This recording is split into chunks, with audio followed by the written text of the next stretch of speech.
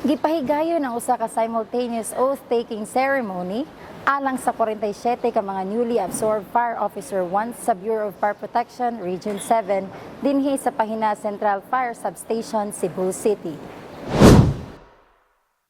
Sa usa ka solemn ug ligdong nga seremonyas, ang BFP Region 7 mapasigarbuhon nga midawat sa mga bagong miyembro nga mga Fire Officer 1 attrition quota sa usa ka oath-taking ceremony nga gipahigayon sa Pahina Central Fire Substation. Ang okasyon nagtimaan sa usa ka mahinungdanong higayon alang sa bureau nga nagsimbolo sa pagsalig, katungdanan ug serbisyo sa komunidad.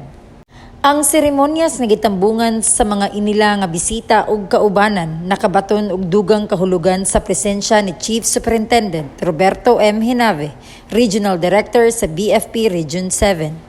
Ang iyang pagtambong nagpasiugda sa pagkamahinungdanon sa kalihukan ug nagsilbi nga testamento sa dedikasyon sa pag-amuma ug pag-abi-abi sa mga bagong miyembro niini. Uban sa dignidad ug garbo, ang newly absorbed Fire Officer 1 misaad sa pagserbisyo sa ilang komunidad uban ang kaisog ug dedikasyon.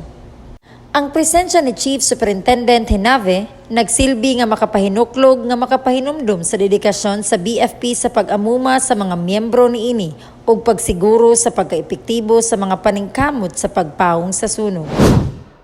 Ang iyang mga pulong sa pagdasig ug suporta nagpaligon sa espiritu sa tanan nga mitambong, nagpamatuod pag-usab sa kamahinungdanon sa pagtinabangay, profesionalismo ug padayon nga pagbansay sa pagpanalipod sa mga kinabuhi ug kabtangan. Human sa oath-taking ceremony, gisundan kini sa usa ka reception rites kun diin nagbuhat sa basic exercise, nagsimbolo sa hugot nga pagbansay ug pisikal nga kaandam nga gikinahanglan sa mga bombero ug ang traditional nga wet or hosing down ceremony. Usa kini ka tradisyon diin gibasa ang mga bag-ong bombero gamit ang hose nga simbolo sa pagbunyag sa ilang kaisog, pagtala sa dalan sa pagpanalipod ug pagserbisyo sa katawhan. Uban sa suporta ug pagdasig sa ilang mga kauban ug mga seniors, sila misugod sa ilang panaw uban sa pagsalig ug determinasyon.